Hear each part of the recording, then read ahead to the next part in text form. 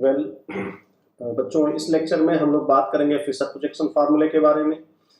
देखिए, Fisher projection formula एक तरीके से एक कन्वेंशन है किसी मॉलिक्यूल को रिप्रेजेंट करने का, and basically stereo chemical structure को रिप्रेजेंट करने का। 3D स्ट्रक्चर को हम लोग इस फार्मूले की हेल्प से, इस कन्वेंशन की हेल्प से 2D में रिप्रेजेंट कर सकते हैं। ठीक है, तो फिशर प्रोजेक्शन फार्मूला क्या है?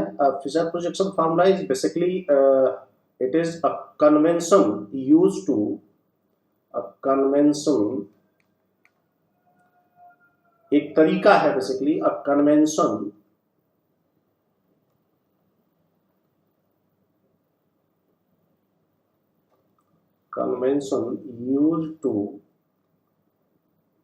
used to represent the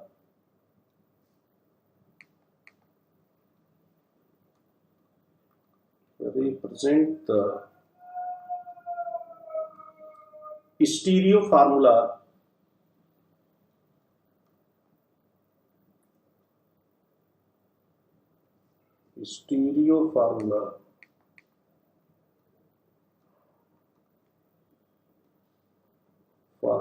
in 2D,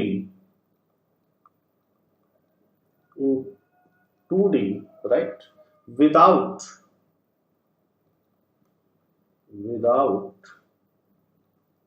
changing the configuration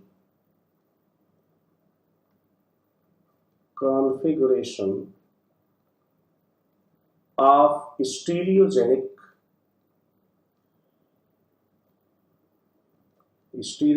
or chiral center,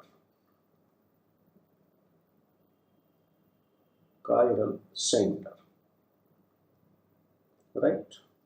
तो एक तरीके से एक कन्वेंशन है ये फिशर प्रोजेक्शन फार्मूला, जिसमें हम लोग किसी स्टीरियो फार्मूला को या स्टीरियो केमिकल फार्मूले को रिप्रेजेंट करेंगे 2D में, और इससे I mean without changing the configuration, यानी स्टीरियोजेनिक सेंटर और कायरल सेंटर का जो आई मीन कॉन्फ़िगरेशन होगा वो चेंज नहीं होगा।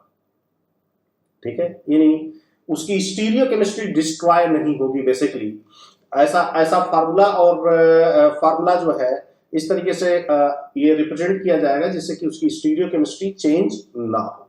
ठीक है, तो अब देखिए इस फार्मूले में 3D फार्मूले में अगर हम लोग देखें तो इस तरीके से हम लोग नोटेशंस यूज करते हैं। तो जो भी मान लेते हैं कार्बन एटम ये पेपर के प्लेन में है, तो दो बॉन्ड्स इस तरीके से अगर लगे हुए हैं किसी भी कार्बन से, तो ये दोनों बॉन्ड्स रिप्रेजेंट करते हैं कि वो ग्रुप पेपर के प्लेन में है।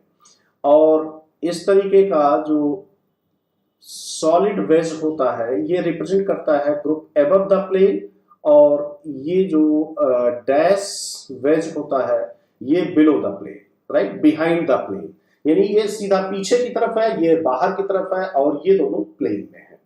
तो इस तरीके से टेट्राहेड्रल कार्बन, बेसिकली हम लोग टेट्राहेड्रल कार्बन को ही यूज करेंगे क्योंकि स्टीरियो केमिस्ट्री उसी की हम लोग यहाँ पर देखने वाले हैं ज्यादा से ज्यादा केसेज में। ये मैं नहीं कहूंगा कि हर केस में टेट्राहेड्रल कार्बन ही होगा, but in most of the cases tetrahedral carbon मिलेगा। तो ये अबव द प्लेन है, ये स्ट्रक्चर अबव द प्लेन है,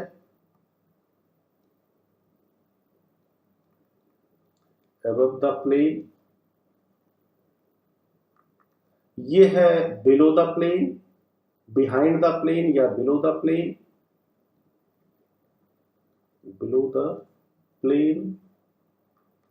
और ये दोनों है on the plane including this carbon, on the plane। ठीक है, तो ये कार्बन और ये दोनों ग्रुप्स इस बॉन्ड के साथ जो भी ग्रुप्स लगे होंगे वो ऑन द प्लेन होंगे, ये अबव द प्लेन होगा, ये बिलो द प्लेन होगा। तो ये एक 3D रिप्रेजेंटेशन है किसी भी मॉलिक्यूल का, 3D रिप्रेजेंटेशन। और ये चारों ग्रुप्स अगर अलग हो गए तो ये कार्बन जो होगा वो स्टीरियोजेनिक कार्बन या कायरल कार्बन होगा या कायरलिटी सेंटर होगा। ये बेसिकली ये chiral carbon.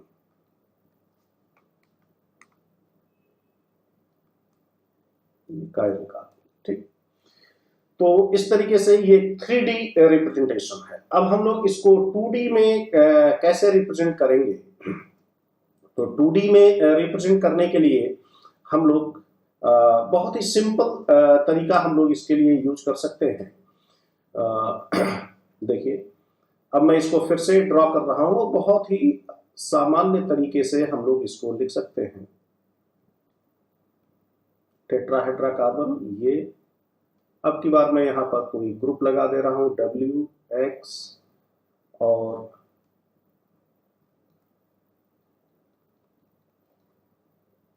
Y and Z।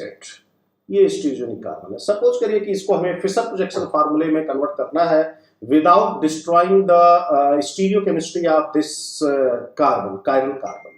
तो इसके लिए हम लोग क्या करेंगे, एक इक्विलेटरल ट्रायंगल बनाए। टेट्राहेड्रा को रिप्रेजेंट करने का एक तरीका ये भी है।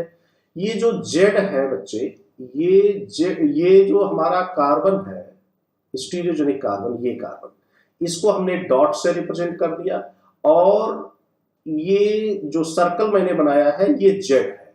बेसिकली जो group I mean dash wedge के साथ होगा वो बिहाइंड द प्लेन, वो यहां पर आप लिख दीजिए बीच में। और इस कार्बन से ये तीनों ग्रुप्स जुड़े हुए हैं, ये जुड़ा हुआ है, ये जुड़ा हुआ है और ये जुड़ा हुआ है। जेड हमारा पीछे चला गया है, यानी जो भी ग्रुप यहां पर है इस लाइन के साथ, डैश लाइन के साथ है, उसको हमने कहां पर लिख दिया, इस ग्रुप को हमने यहां पर प्रोजेक्ट कर दिया, यहां पर, ये पीछे चला गया। अब आपको क्या करना है, Y, W एंड X इस सीक्वेंस में लिखना है कि इनका सीक्वेंस ब्रेक ना होने पाए, यानी X, W और Y के बीच में ना आए। कहीं से भी आप शुरू कर सकते हैं, इतना सिंपल तरीका है ये। तो यहां पर अगर हमने Y लिखा तो अब यहां पर X नहीं हो सकता, Y के बाद फिर W आएगा और फिर X आएगा। बस 3 ग्रुप्स बचे हैं, तीनों की पोजीशन का जो सीक्वेंस है वो आप ब्रेक ना होने दीजिए, बस दैट्स इट। अब सीक्वेंस नहीं ब्रेक हुआ, अब आप इसको कन्वर्ट कर सकते हैं 2D फॉर्मूले में और इस तरीके से।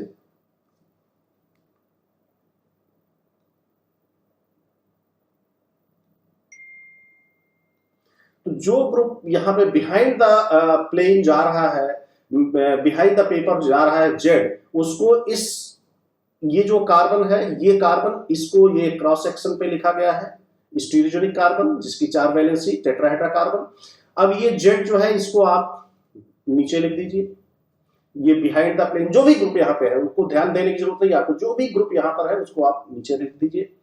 इसके बाद Y, W और X में एक सीक्वेंस बना लीजिए। Y वही सीक्वेंस यहाँ पर भी, वो चेंज नहीं होना चाहिए, मतलब X यहां नहीं आना चाहिए, ठीक है। हाँ, अगर आपने यहां पर Y लिखा है तो यहां पर W आना चाहिए, यहां पर X आना चाहिए, ठीक है। तो आप किसी भी तरीके से ये सीक्वेंस ना ब्रेक करें, जो भी सीक्वेंस है, यानी Y के राइट में W, W के राइट में X, तो Y के राइट में W, W के राइट में X। तो इस तरीके से ये है Fischer projection formula, Fischer projection formula, ठीक है बच्चों। तो इस तरीके से आप किसी भी एक 3D रिप्रेजेंटेशन को 2D, this is 2D representation, 2D representation, और इस 2D रिप्रेजेंटेशन में क्या मीनिंग है, ये वर्टिकल लाइन की और ये हॉरिजॉन्टल लाइन की। तो इसमें भी कुछ पॉइंट्स हैं, बड़े मॉलिक्यूल्स में, कॉम्प्लेक्स मॉलिक्यूल्स में हम लोग अगर प्रॉपर फिशर प्रोजेक्शन फार्मूला हमें लिखना है तो हम लोग longest carbon chain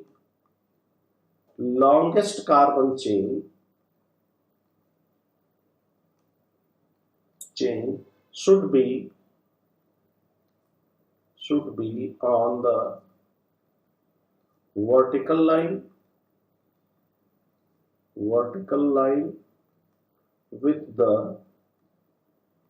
most oxidized group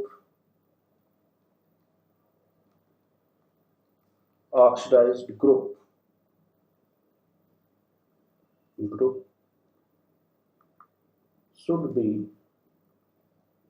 on the top,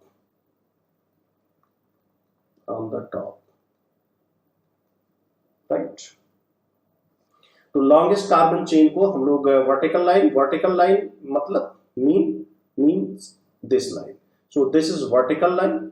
और horizontal line basically horizontal line इसको हम लोग इस तरीके से भी रिप्रेजेंट कर सकते हैं। हॉरिजॉन्टल लाइन को, ये हॉरिजॉन्टल लाइन है,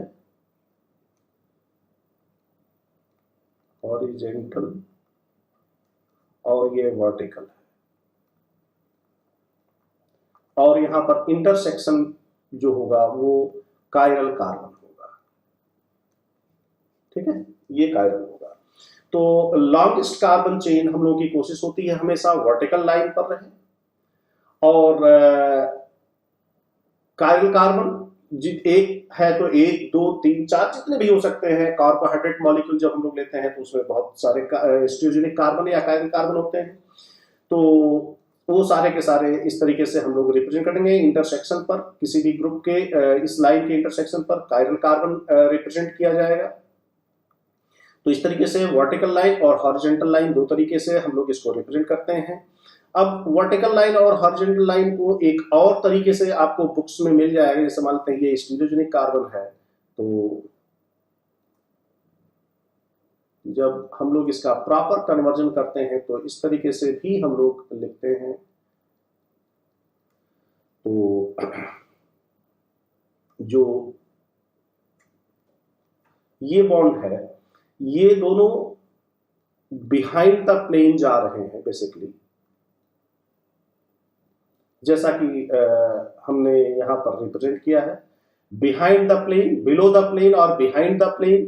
तो ये दोनों बॉन्ड्स जो है 2D स्ट्रक्चर में ये रिप्रेजेंट करते हैं below the plane, below the plane, और ये दोनों रिप्रेजेंट करते हैं, ये दोनों बॉन्ड्स रिप्रेजेंट करते हैं above the plane, above the plane, ठीक है। तो ये vertical line below the plane and horizontal line above the plane. तो इस तरीके से भी जो है हम लोग इसको क्या कर सकते हैं, रिप्रेजेंट कर सकते हैं। This is solid wedge and this is solid wedge and this is gas wedge. तो ये भी फिशर प्रोजेक्शन फार्मूला रिप्रेजेंट करने का एक तरीका है। यानी जो वर्टिकल लाइन है वो ये रिप्रेजेंट कर रही है और हॉरिजॉन्टल लाइन ये रिप्रेजेंट कर रही है। यानी हॉरिजॉन्टल लाइन पे जो ग्रुप्स हैं वो ये माना जाता है कि वो अबव द प्लेन आ रहे हैं, और जो वर्टिकल लाइन पे ग्रुप्स हैं वो बिहाइंड द प्लेन जा रहे हैं। तो इस तरीके से आप अंडरस्टैंड कर सकते हैं फिशर प्रोजेक्शन फार्मूला किसी भी स्टीरियो मॉलिक्यूल का जिसमें स्टीरियोजेनिक कार्बन या कायरल कार्बन प्रेजेंट हो। ओके, अब देखिए, अगर मान लेते हैं कि कोई हमारे पास एक फिशर प्रोजेक्शन फार्मूला दिया हुआ है किसी भी मॉलिक्यूल का, मान लेते हैं कि ये हमारे पास है COOH OH CH3 and H। मान लेते हैं कि ये हमारे पास एक फिशर प्रोजेक्शन फार्मूला दिया हुआ है। अब इसमें अगर आपसे पूछा जाए कि कौन से दो ग्रुप्स हैं जो टूवर्ड्स द ऑब्जर्वर है, ऑब्जर्वर मींस आप खुद भी ऑब्जर्वर हो सकते हैं, आपने प्लेन पेपर पे इस तरीके से लिया हुआ है, तो वो कौन से दो ग्रुप्स हैं जो टूवर्ड्स द ऑब्जर्वर है, यानी अबव द प्लेन है। तो आपका आंसर होगा CH3 and OH, CH3 and OH। क्योंकि हम लोग बुक्स में या अपने लिखते समय इसी तरीके से फिशर प्रोजेक्शन फार्मूले को लिखेंगे, इस तरीके से नहीं लिखते हैं यूजुअली। तो CH3 एंड OH ये अबव द प्लेन है, above the plane, above the plane, और towards the observer, towards the observer, observer. And COH and H ये पीछे की तरफ जा रहे हैं, इस प्लेन से पीछे की तरफ जा रहे हैं। तो COH एंड H ये बिहाइंड द प्लेन है, बिहाइंड द प्लेन, यानी अवे फ्रॉम द ऑब्जर्वर, और away from observer। ठीक बच्चों, तो इस तरीके से आप इसको समझने की कोशिश करेंगे। ये यहाँ पर स्टीरियोजेनिक कार्बन या कायरल कार्बन है, चारों ग्रुप्स अलग अलग हैं, COH, OH, CH3 and H। अब हम लोग कुछ और ऑपरेशन सीखेंगे इस मॉलिक्यूल पर। देखिए, अगर ये molecule OH, CH3, COH, H, अगर आप इस मॉलिक्यूल को इस पेपर के प्लेन में 180 डिग्री आइदर साइड रोटेट करिए, right. So if you rotate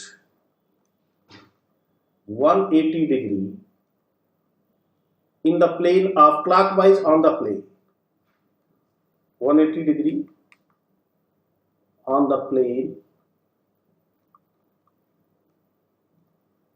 either side, either counter clockwise or clockwise, किसी भी डायरेक्शन में आप रोटेट करें। अगर तो अगर आप इसको रोटेट करें क्लॉकवाइज, मान लेते हैं इस तरीके से हम इसको रोटेट कर रहे हैं, हम लोग इस तरीके से रोटेट कर रहे हैं प्लेन, पेपर के प्लेन में, तो क्या हो जाएगा 180 डिग्री। तो COH यहां आ जाएगा और H यहां आ जाएगा, OH यहां आ जाएगा और CH3 यहां आ जाएगा। तो ये जो दोनों स्ट्रक्चर होंगे, स्ट्रक्चर 1 एंड स्ट्रक्चर 2, ये दोनों इक्विवेलेंट स्ट्रक्चर होंगे। What is the meaning of equivalent structure? Now see, अगर आपने रोटेट किया इसको इस डायरेक्शन में 180 डिग्री, तो ये दोनों स्ट्रक्चर्स, स्ट्रक्चर नंबर 1 एंड 2, ये दोनों क्या होंगे? इक्विवेलेंट स्ट्रक्चर होंगे। इन दोनों स्ट्रक्चर एक दूसरे के इक्विवेलेंट होंगे। क्या मतलब होता है इक्विवेलेंट स्ट्रक्चर का? इक्विवेलेंट स्ट्रक्चर का मतलब ये है कि ये जो स्टीरियोजेनिक कार्बन है, स्टीरियोजेनिक कार्बन ये जो है, इसका कॉन्फ़िगरेशन यहां पर जो होगा, सेम कॉन्फ़िगरेशन यहां पर भी होगा। मींस हम लोग क्या लिख सकते हैं यहां पर? Compound number 1 in 1 and 2, the configuration of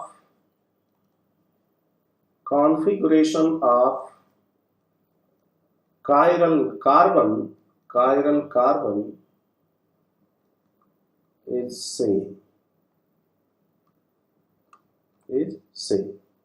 मतलब इसमें और इसमें स्टीरियोकेमिकली, इन दोनों स्ट्रक्चर्स में स्टीरियोकेमिकली कोई डिफरेंस नहीं है, किसी भी तरीके से इनमें कोई रिलेशन, स्टीरियोकेमिकल रिलेशन नहीं है। यानी ये दोनों सेम मॉलिक्यूल को रिप्रेजेंट करेंगे। क्या करेंगे? सेम मॉलिक्यूल को रिप्रेजेंट करेंगे। तो कहने का मतलब ये है कि अगर किसी भी मॉलिक्यूल को आप पेपर के प्लेन में 180 डिग्री रोटेट करते हैं, तो 180 डिग्री रोटेशन के बाद जो भी स्ट्रक्चर आपको मिलेगा, जो भी मॉलिक्यूल का स्ट्रक्चर मिलेगा, आप उसको दूसरा मॉलिक्यूल नहीं कंसीडर करेंगे। यानी ये दोनों मॉलिक्यूल सेम मॉलिक्यूल है। सो आप ये लिख सकते हैं कि 1 and 2 आर सेम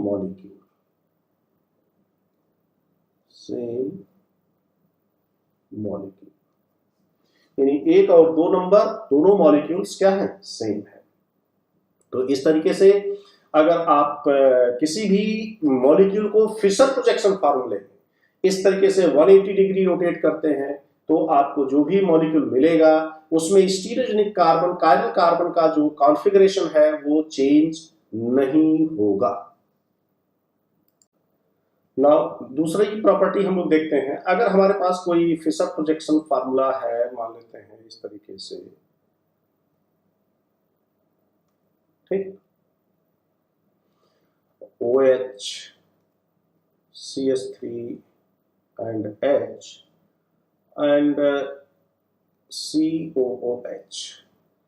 अगर आप इसमें किसी भी एक ग्रुप की पोजीशन को फिक्स कर दो, ठीक, एक किसी की भी पोजीशन को फिक्स कर दो और तीनों लिगेंड्स को, इन तीनों ग्रुप्स को एक ही डायरेक्शन में, आइदर क्लॉकवाइज और काउंटर क्लॉकवाइज, राइट, चाहे इस डायरेक्शन में चाहे इस डायरेक्शन में, किसी भी एक डायरेक्शन में अगर आप इनको क्या कराओ, मूव कराओ, ठीक है, चेंज कराओ, तो कॉन्फ़िगरेशन इस स्टीरियोजेनिक कार्बन का चेंज नहीं होगा।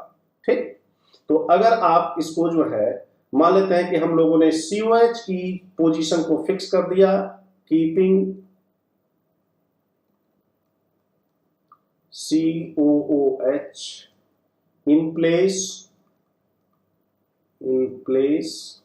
ठीक है, रोटेट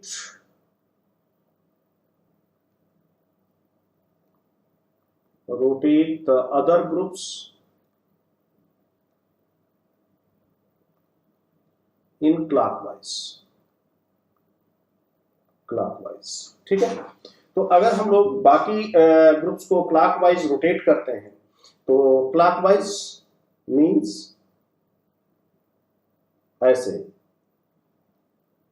इन तीनों ग्रुप्स को, मॉलिक्यूल को अब की बार हम लोग नहीं रोटेट कर रहे हैं, हम इन ग्रुप्स को कर रहे हैं। तो इसको यहां पे ला रहे हैं, इसको यहां पर ला रहे हैं, और इसको, इस ग्रुप को हम इसकी पोजीशन पे ला रहे हैं, OH की जगह पे, यानी OH को H की जगह पे लाएंगे, H को CH3 की जगह पर ले जाएंगे और CH3 को OH की जगह पे। तो जो दूसरा स्ट्रक्चर बनेगा, ये दोनों स्ट्रक्चर एक दूसरे के क्या होंगे, आइडेंटिकल होंगे, यानी सेम होंगे, यानी इसमें कॉन्फ़िगरेशन चेंज नहीं होगा। यहां पर CH3 आ गया, यहां पर OH आ गया और यहां पर H आ गया, तो इन दोनों कार्बन का कॉन्फ़िगरेशन क्या रहेगा, सेम रहेगा, यानी ये दोनों molecules, molecule number 3 and molecule number 4, ये दोनों इक्विवेलेंट होंगे, 3 एंड 4 आर इक्विवेलेंट। क्लियर? तो इस तरीके से अगर हम लोग एक ग्रुप को, किसी भी एक ग्रुप की पोजीशन को फिक्स कर दें और बाकी 3 ग्रुप्स को क्लॉकवाइज या काउंटर क्लॉकवाइज कैसे भी हम उसको रोटेट करें, तो क्या होगा, जो भी स्ट्रक्चर आपको मिलेगा वो इस स्ट्रक्चर के इक्विवेलेंट होगा, उसमें कोई डिफरेंस नहीं होगा। ठीक, तो ये 2 केसेस हैं जब आपको फिशर प्रोजेक्शन फार्मूला हमेशा इन दोनों ऑपरेशन से क्या मिलेगा, आपको सेम मॉलिक्यूल देगा, कॉन्फ़िगरेशन में कोई चेंज नहीं आएगा। ओके, अब देखते हैं हम लोग operation which changes the configuration, यानी फिशर प्रोजेक्शन फार्मूले में वो कौन कौन से ऑपरेशन है जिससे कॉन्फ़िगरेशन चेंज होगा। तो इसमें पहला केस है बच्चों, फर्स्ट केस है इसमें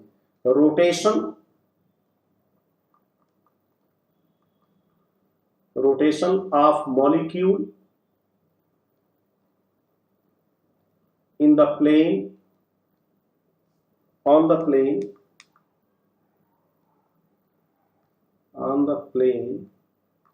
by 90 डिग्री, by 90 डिग्री, यानी अगर 90 डिग्री से आप किसी भी स्ट्रक्चर को, फिशर प्रोजेक्शन फार्मूले को क्या करते हो, रोटेट करते हो प्लेन के पेपर में, तो ऐसी सिचुएशन में क्या मिलेगा आपको, दूसरा मॉलिक्यूल मिल जाएगा और पहले और दूसरे के बीच में कुछ स्टीरियोकेमिकल रिलेशन होगा, उसको हम लोग देखते हैं। जैसे मान लेते हैं कि यही मॉलिक्यूल हम लोग लेते हैं COOH, OH, CH3 and H। अगर हम लोग इसको 90 डिग्री क्लॉकवाइज रोटेट करते हैं इस तरीके से, तो हमें क्या मिलेगा, स्ट्रक्चर देखिए, 90 डिग्री अगर हमने रोटेट किया तो ये क्या हो जाएगा, COH यहां आ जाएगा एंड H यहां आ जाएगा, COH और OH यहां आ जाएगा और CH3 यहां आ जाएगा। देखिए ध्यान से, COH यहां आ गया, OH यहां 90 डिग्री, ठीक है, OH यहां पे, जो H यहां था वो CH3 और CH3। तो इस तरीके से आपको ये 2 स्ट्रक्चर्स मिल गए। अब इन दोनों स्ट्रक्चर्स में क्या रिलेशन होगा, ये स्ट्रक्चर 1 और ये structure 2 both are not equivalent. Not equivalent का मतलब क्या हुआ कि इसका कॉन्फ़िगरेशन, इस कार्बन का और इस कार्बन का, कायरल कार्बन का कॉन्फ़िगरेशन सेम नहीं है, यानी ये दोनों सेम मॉलिक्यूल नहीं है। तो क्या है ये दोनों एक दूसरे के, तो बच्चों ध्यान में रखना 1 and 2 आर एनेंसियोमर्स।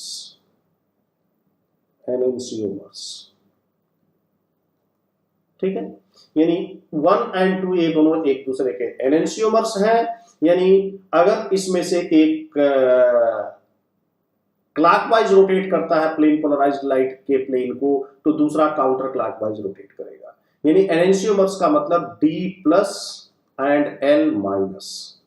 अब ये मैं नहीं बता सकता इस स्ट्रक्चर को देख करके कि कौन सा इसमें D+ है और कौन सा L- है, ये तो एक्सपेरिमेंट से ही पता चलेगा। लेकिन इतना जरूर बताया जा सकता है कि ये दोनों स्ट्रक्चर्स, ये दोनों मॉलिक्यूल्स आइडेंटिकल नहीं हैं, ये दोनों मॉलिक्यूल अलग अलग हैं। जब कभी भी आप एक्सपेरिमेंट करोगे इनके ऊपर, प्लेन पोलराइज्ड लाइट डालोगे आप इसके ऊपर, तो दोनों डिफरेंटली बिहेव करेंगे। एक क्लॉकवाइज रोटेट करेगा तो दूसरा काउंटर क्लॉकवाइज उस प्लेन को रोटेट करेगा।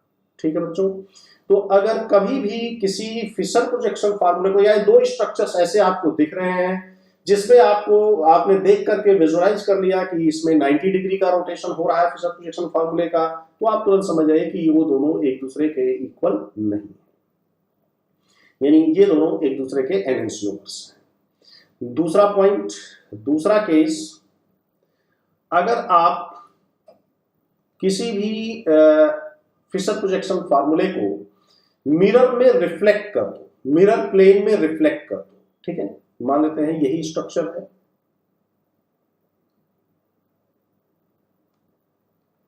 OH H COH CH3 and H। अगर इसको मिरर प्लेन में रिफ्लेक्ट कर दिया जाए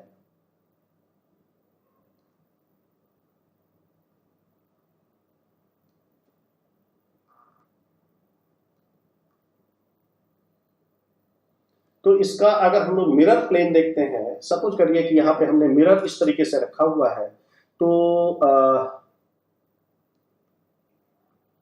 आप देख सकते हैं इसका, इस ग्रुप का रिफ्लेक्शन यहां पर आएगा, यानी ये ग्रुप यहां पे दिखेगा। जब आप मिरर रखोगे यहां पे, इस ग्रुप का रिफ्लेक्शन यहां पे जाएगा,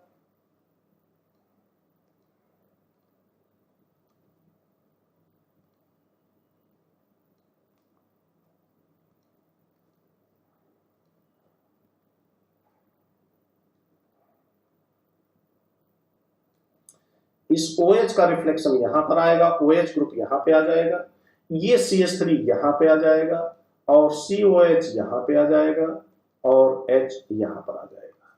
तो अगर आपने इसको मिरर प्लेन में रिफ्लेक्ट कर दिया इस मॉलिक्यूल को, किसी फिशर प्रोजेक्शन फार्मूले को, तो मान लेते हैं कि ये नंबर 3 है और ये नंबर 4 है, तो 3 और 4 भी एक दूसरे के इक्विवेलेंट नहीं होंगे, तो क्या होंगे, ये दोनों भी एक दूसरे के क्या होंगे, एनेंसियोमर्स। ठीक है, यानी ये दोनों एक दूसरे के इक्वल नहीं है, ये दोनों मॉलिक्यूल्स क्या है, अलग अलग मॉलिक्यूल्स हैं। भले ही आपने मिरर इमेज लिया है उसका, तो ये एक तरीका आपको सिखाया जा रहा है। ठीक है, डोंट सी कि भाई हम अपना मिरर इमेज देखते हैं तो हम दूसरे मॉलिक्यूल हो जाते हैं क्या, या हम दूसरा हो जाते हैं क्या, ऐसा नहीं आपको सोचना है। ये एक तरीका है कि अगर आपके पास ये मॉलिक्यूल और ये मॉलिक्यूल दोनों लेकर के आया जाए, दोनों का स्ट्रक्चर लाया जाए एक साथ, और आपसे पूछा जाए कि नहीं बताओ इन दोनों में क्या रिलेशन है, तो आप इस तरीके से देख सकते हैं कि ओके, यहां पे अगर मिरर लगाने पर ये स्ट्रक्चर हमें मिल रहा है, तो इसका मतलब ये है कि ये दोनों एक दूसरे के क्या है, एनेंसियोमर्स। तो 3 and 4 भी जो है, 3 and 4 ये भी क्या है, एनेंसियोमर्स। और शायद यही डेफिनेशन भी आपकी बुक में लिखा हुआ मिलता है कि एनेंशियोमर्स जो है वो non super imposable mirror images form करते हैं, यानी अगर आप इसको इसके ऊपर रखिए तो सेम ग्रुप एक दूसरे को ओवरलैप नहीं करेंगे। COH और H तो करेंगे, लेकिन ये दोनों उल्टे हो गए, यानी OH इधर आ गया, H यहां आ गया, तो there is no super possibility. So enantiomers आप डिफाइन भी कर सकते हैं यहीं से, दे आर नॉन सुपरपोजिबल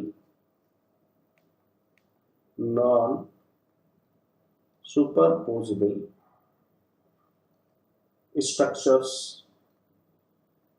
तो ये तरीका है एनेंशियोमर्स को आइडेंटिफाई करने का, ठीक है। तो ये सेकेंड ऑपरेशन है। तो रिफ्लेक्शन इन मिरर प्लेन, जैसे ये पहला था rotation of molecule on a plane by 90 degree, इसी तरीके से reflection in mirror plane, reflection in mirror plane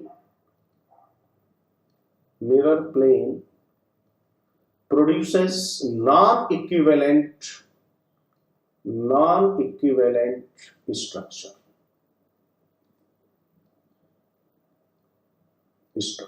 ठीक है। एक और पॉइंट है बच्चों, अगर आप किसी भी फिशर प्रोजेक्शन फार्मूले में अगर आप इंटरचेंज करते हैं दो ग्रुप्स को, दो एडजेसेंट ग्रुप्स को इंटरचेंज करते हैं, 90 डिग्री से चेंज करते हैं, तब भी आपको नॉन इक्विवेलेंट स्ट्रक्चर मिलेगा। So the interchange of two groups by 90 degree in Fisher projection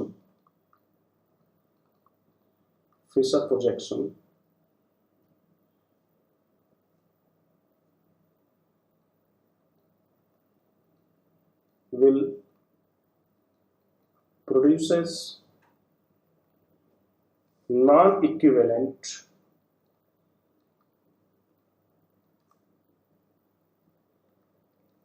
structure, that is enantiomers, right? तो अगर आप ये मॉलिक्यूल लेते हो OH, CH3, COH and H, अब मान लेते हैं कि इंटरचेंज हम लोग इन दोनों ग्रुप्स का करते हैं, OH और H का, इन दोनों को आपस में इंटरचेंज कर देते हैं। तो इंटरचेंज करने के बाद बाकी दो ग्रुप्स को सेम रखते हैं, OH यहाँ पर, H यहाँ पर, तो ये जो दोनों स्ट्रक्चर होंगे 4 and 5, स्ट्रक्चर नंबर 4 and 5, तो 4 and 5 भी एक दूसरे के क्या होंगे, नॉट इक्विवेलेंट, यानी 4 and 5 आर एनेंशियोमर्स।